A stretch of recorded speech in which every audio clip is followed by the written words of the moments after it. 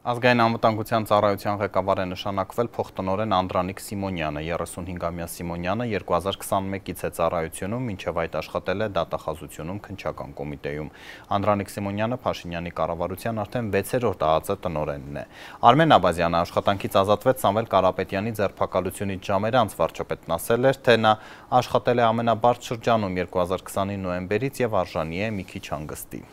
Այն որ ինքը կառավարության նիստի ժամանակ հստակ ասեց, որ պետք է պարգևատրման ներկայացնել, դա արդեն իսկ արձանագրում է, որ ինքը գոհ է իրավապահ մարմինների, մասնավորապես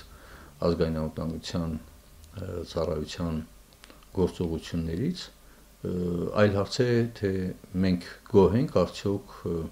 ազգային անվտանգության ծառայության կամ իրավապահ մարմինների գործելակերպից եւ վերստին էլի պետք է հիշեցնեմ, որ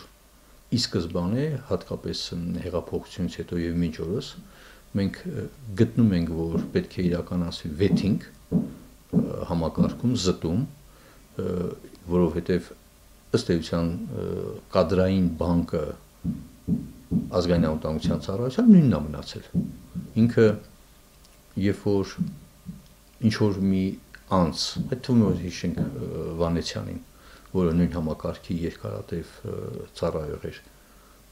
նշանակում է այդ պաշտոնի,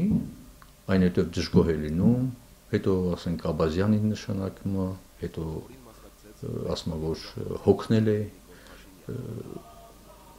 այս հատային, հատվածային մոտեցումները ըստ իրավիճակի լուծումների այս ճանապարհը մեր մոտ այնպիսի տպավորություն է թվում, որ սկսում է գործողություն կատարել կամ այդ փոփոխություններով ընդհանրապես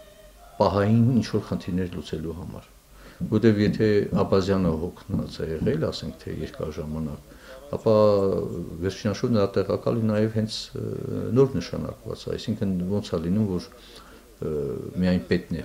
հոգնում, բայց տեղակալը չի հոգնում, եթե համատեղ են կամ համակարգ աշխատում, պետք է երկուսն էլ հոգնած լինեն, չէ՞ վերջինաշուտ։ Այսինքն սա մի կոնկրետ օրինակ է, որ իրապես չկա այդ համակարգային ուրեմն մոտեցումը, այսինքն իրավիճակային մոտեցումները երկարաժամկետ լուծումներ չեն կարող հանդիսանալ։